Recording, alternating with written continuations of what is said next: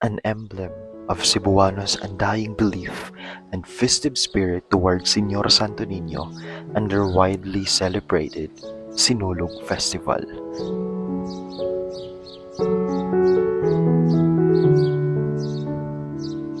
A celebration that honors the child of Jesus.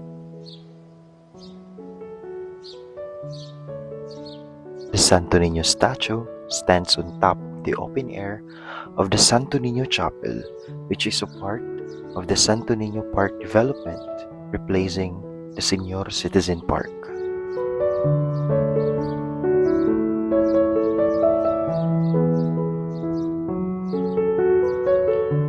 This is a part of the ongoing construction of the modernized Carbon Market by Megawide Corporation through a public-private partnership agreement with the City Government of Cebu.